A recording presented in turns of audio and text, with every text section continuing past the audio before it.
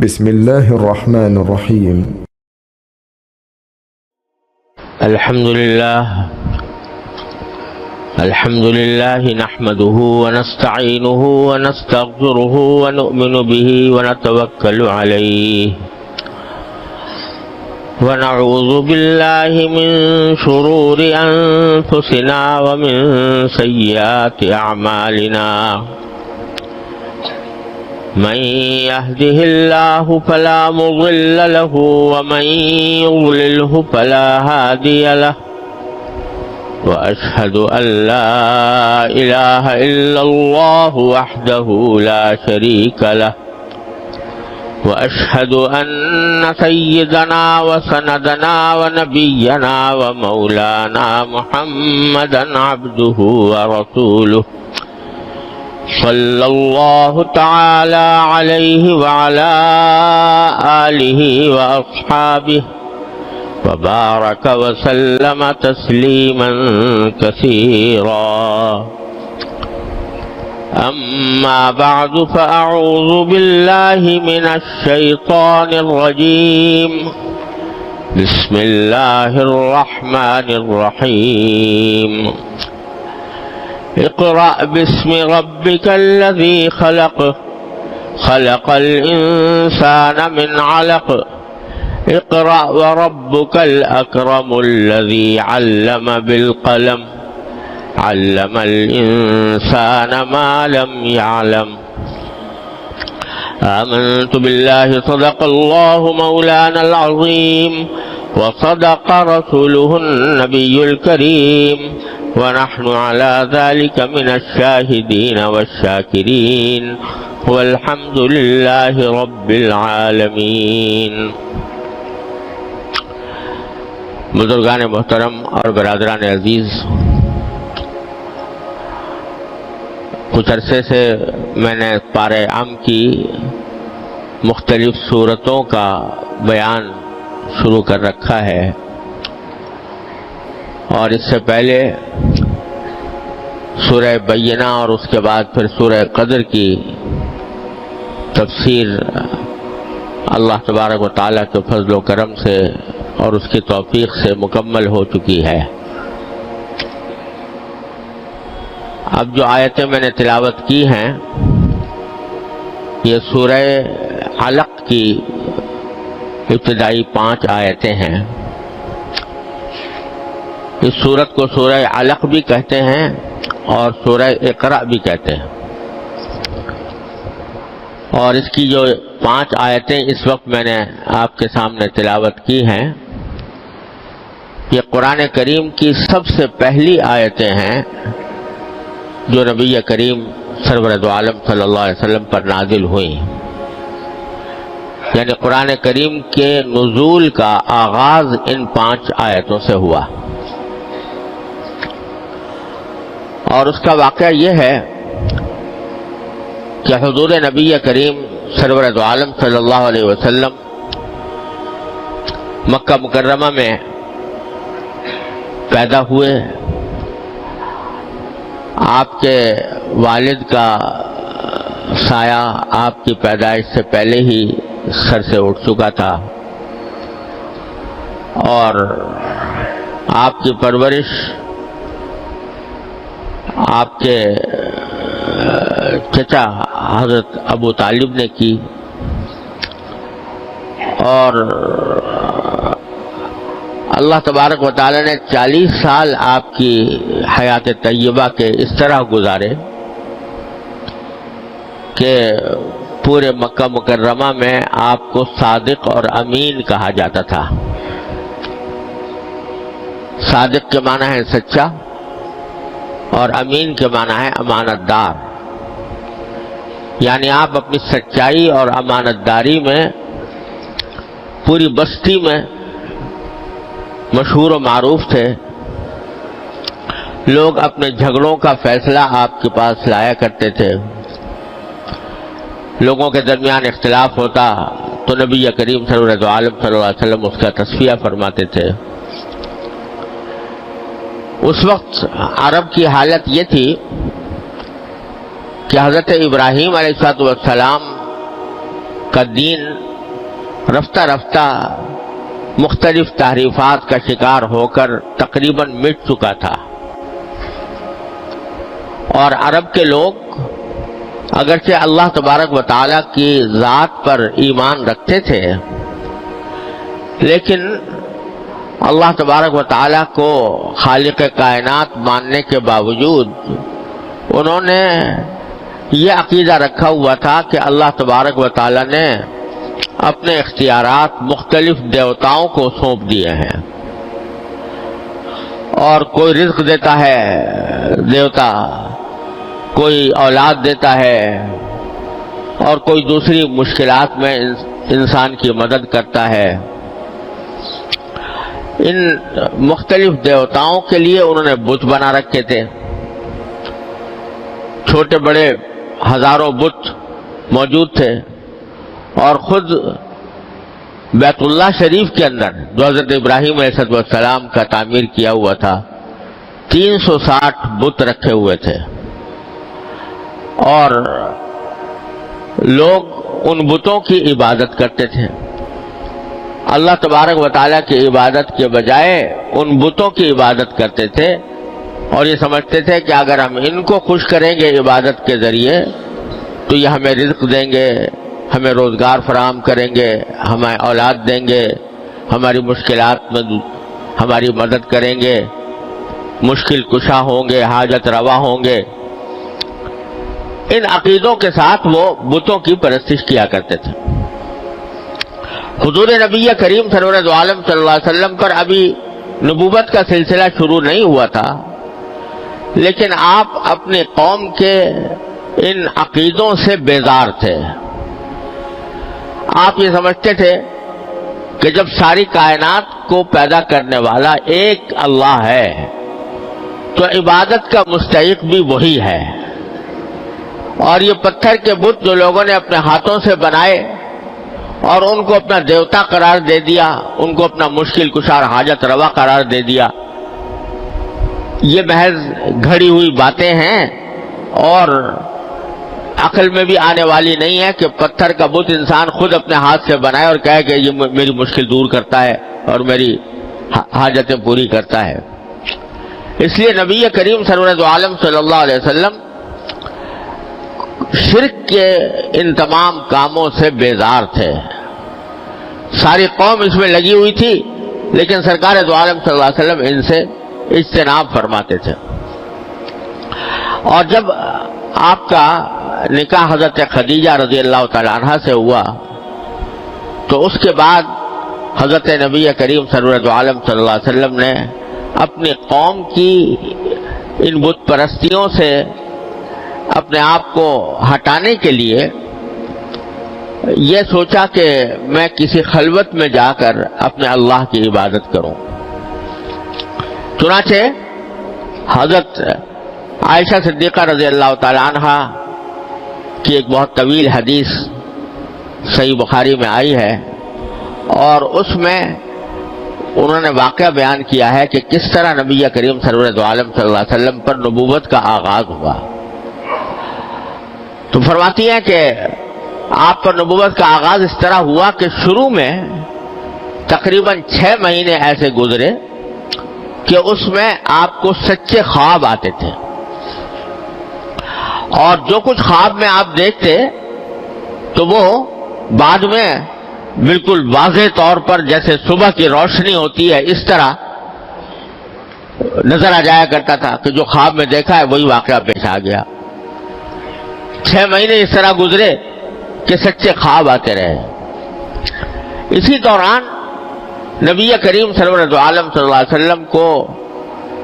خلوت اور تنہائی سے ایک خاص انس پیدا ہو گیا۔ حضرت عائشہ فرماتے ہیں حبب الیہ الخلا، یعنی خلوت گزینی اور خلوت میں رہنا، تنہائی میں رہنا، لوگوں سے الگ رہنا، یہ آپ کو پسند آنے لگا۔ چنانچہ اس غرض کے لیے آپ مکہ مکرمہ بستی کے سے کچھ فاصلے پر ایک پہاڑ تھا جو آج بھی موجود ہے جبل النور کے نام سے، اس کے اوپر آپ تشریف لے جاتے، اور وہاں پر ایک غار تھا جو غار حرا کہلاتا تھا، آج بھی اسلام سے موسوم ہے، وہاں آپ تشریف لے جایا کرتے اور وہاں پر تنہا عبادت فرماتے تھے، اور بعض اوقات کئی کئی دن رہتے، اور بعض روایتوں میں آتا ہے کہ جس وقت نبوت کا آغاز ہوا تو آپ 1 مہینہ تقریباً وہاں غار حرا میں مقیم رہے، کچھ کھانے پینے کا تھوڑا بہت سامان اپنے ساتھ لے جایا کرتے تھے اور وہاں پر عبادت کیا کرتے تھے۔ عبادت کس طرح کی کرتے تھے اس کی کوئی تفصیل ہمیں معلوم نہیں ہے۔ اس وقت تک نماز کا یہ خاص طریقہ جو بعد میں مسلمانوں پر فرض کیا گیا معراج کے موقع پر،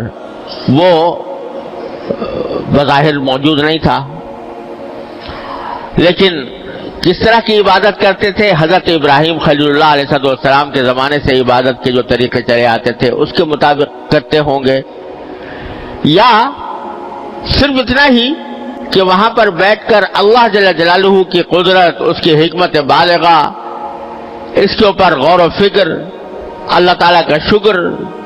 اور اس کی بندگی کا دل میں تصور، یہ بھی ایک عبادت تھی۔ بہرحال جس طرح بھی عبادت کرتے ہوں آپ وہاں پر عبادت فرمایا کرتے تھے۔ اور یہ آخری بار رمضان کا مہینہ تھا اور تقریباً پورا رمضان آپ نے غار حرا کے اندر گزارا، اور جب توشہ کچھ ختم ہو جاتا تو بعض اوقات آپ خود نیچے اتر کر اپنا توشہ لے آتے، کھانے پینے کا سامان لے آتے۔ بعض اوقات حضرت خدیجہ الکبریٰ رضی اللہ تعالی عنہا آپ کی اہلیہ مطہرہ وہ سامان لے آیا کرتی تھی۔ اس طرح 1 مہینہ تقریباً وہاں قیام رہا۔ اسی قیام کے دوران ایک مرتبہ آپ فرماتے ہیں کہ میں وہاں پر موجود تھا کہ اتنے میں حضرت جبریل امین علیہ السلام، اللہ تعالیٰ کے مقرب ترین فرشتے، وہ آئے اور آ کر مجھ سے کہا کہ اقرا، پڑھو۔ اب نبی کریم صلی اللہ علیہ وسلم کو پڑھنے کا حکم دیا، حالانکہ اللہ تبارک و تعالیٰ نے اپنی حکمت بالغہ سے نبی کریم صلی اللہ علیہ وسلم کو امی بنایا تھا، یعنی آپ لکھتے بھی نہیں تھے، پڑھتے بھی نہیں تھے، اور یہ اللہ تبارک و تعالیٰ نے در حقیقت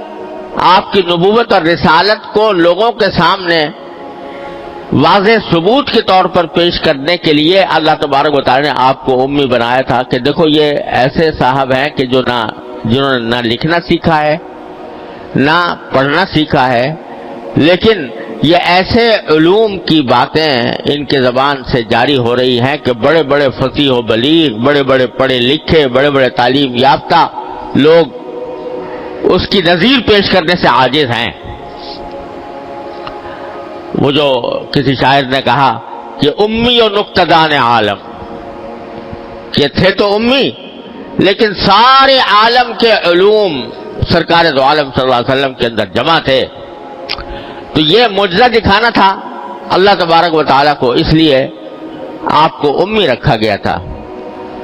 تو جب حضرت جبریل امین علیہ السلام نے کہا کہ اقرا، پڑھو، تو حضرت نبی کریم سرور عالم صلی اللہ علیہ وسلم نے جواب میں فرمایا کہ ما انا بقارئ، میں تو پڑھا ہوا نہیں ہوں۔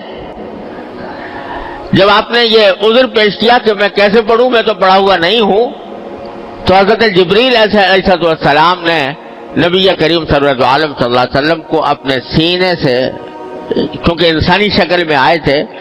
تو سینے سے لگا کر زور سے بھینچا۔ سرکار دو عالم صلی اللہ علیہ وسلم فرماتے ہیں کہ اس طرح بھینچا کہ مجھے تکلیف ہونے لگی، سخت تکلیف ہونے لگی، اتنے زور سے بھینچا، اور پھر چھوڑا، اور پھر کہا کہ اقرا، پڑھیے۔ سرکار دو عالم صلی اللہ علیہ وسلم نے پھر فرمایا کہ ما انا بقارئ، میں تو پڑھا ہوا نہیں ہوں۔ حضرت جبریل علیہ السلام نے دوبارہ بھینچا، اور زور سے بھینچا، پھر چھوڑا اور کہا کہ اقرا،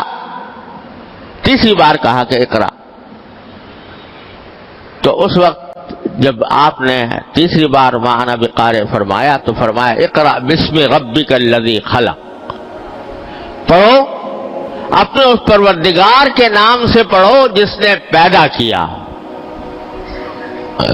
جس نے ساری کائنات کو پیدا کیا، اس کے نام سے پڑھو۔ اور پھر یہ 5 آیتیں تلاوت کی، اقرا بسم ربک الذی خلق، خلق الانسان من علق، اقرا وربک الاکرم الذی علم بالقلم، علم الانسان ما لم یعلم۔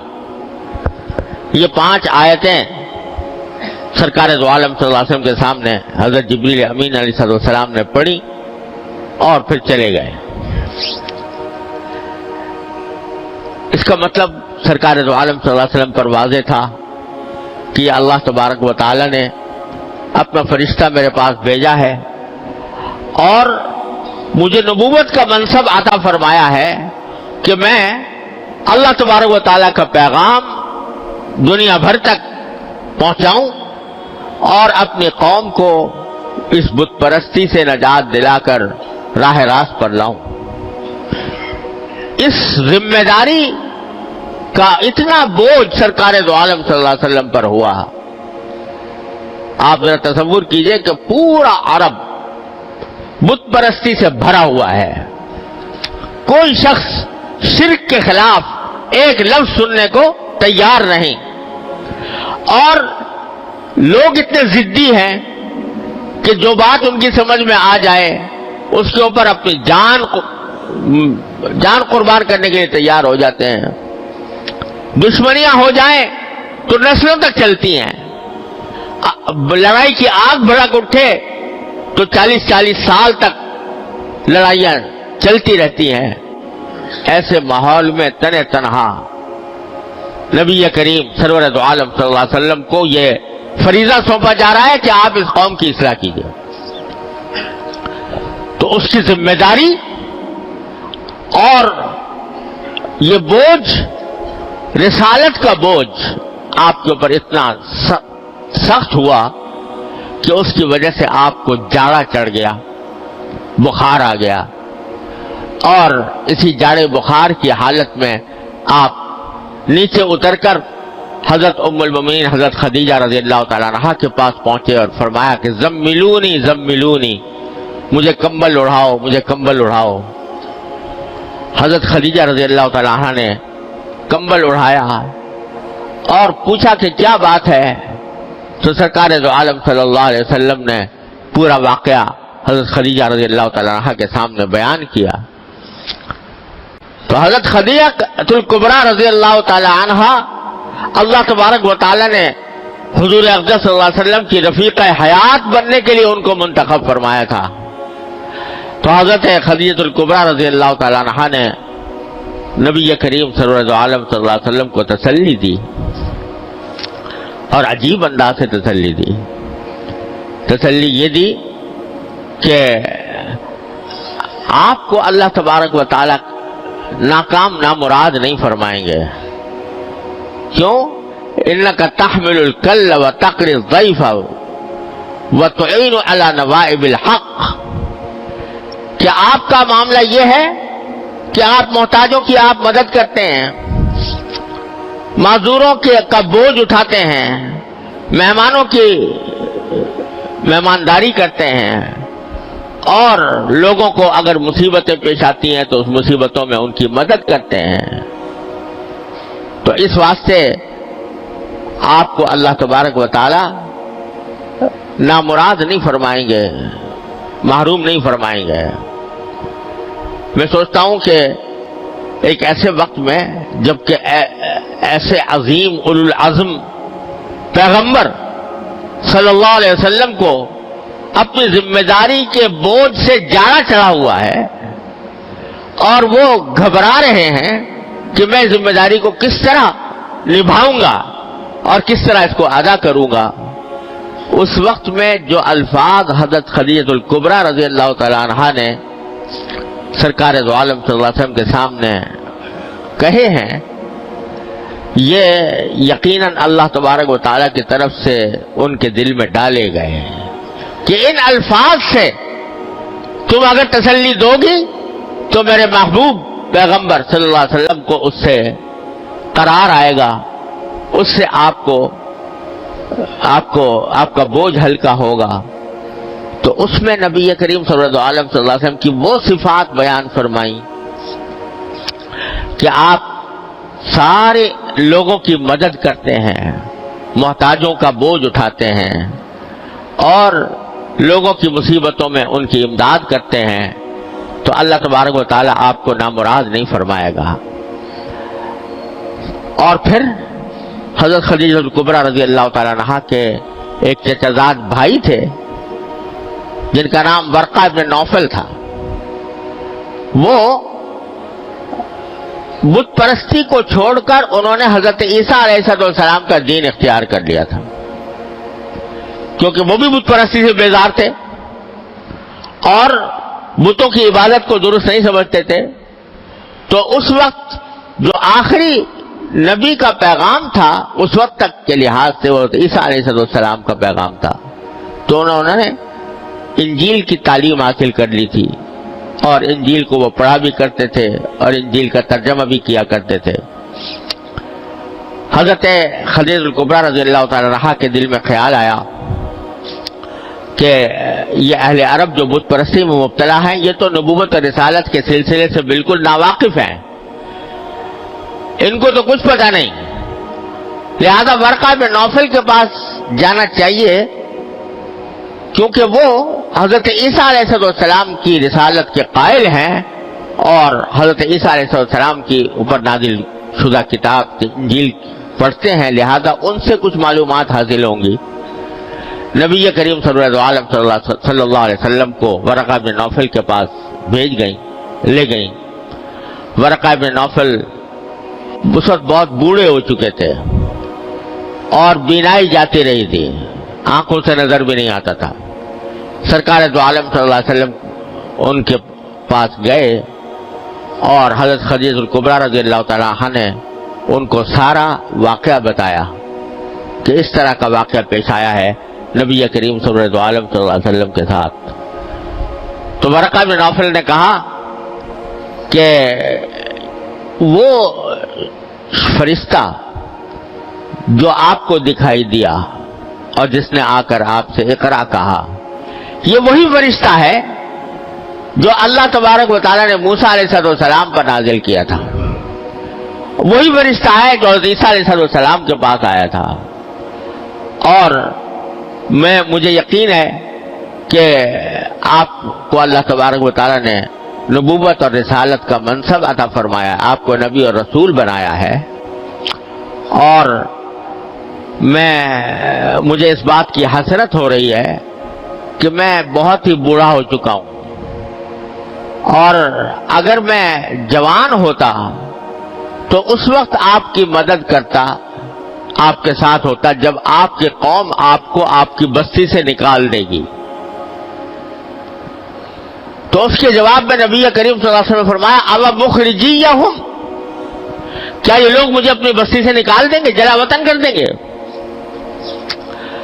اس پر ورقہ بن نوفل نے کہا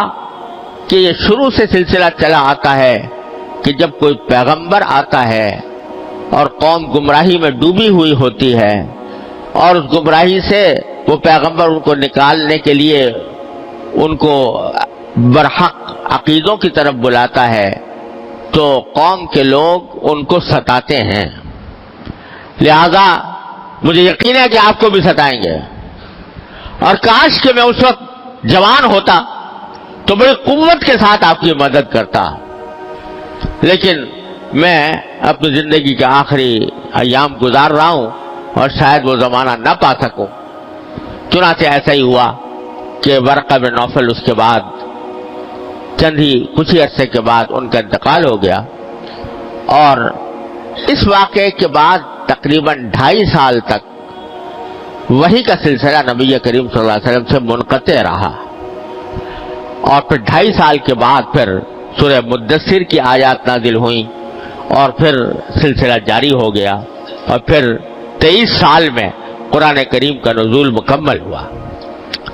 تو یہ 5 آیتیں جو میں نے آج آپ کے سامنے شروع میں تلاوت کی، یہ وہ 5 آیتیں ہیں جن سے نبی کریم سرور عالم صلی اللہ علیہ وسلم پر وحی کا آغاز ہوا، قرآن کریم کے نزول کا آغاز ہوا، جن کے ذریعے نبی کریم سرور عالم صلی اللہ علیہ وسلم کو نبوت اور رسالت کے منصب پر فائز کیا گیا۔ یہ وہ عظیم آیتیں ہیں۔ تو اب چونکہ وقت ختم ہو چکا ہے تو انشاءاللہ اللہ تعالی نے زندگی عطا فرمائی تو ان آیات کی تشریح اور تفسیر اگلے جمعہ میں عرض کروں گا۔ وآخر دعوانا الحمدللہ رب العالمین۔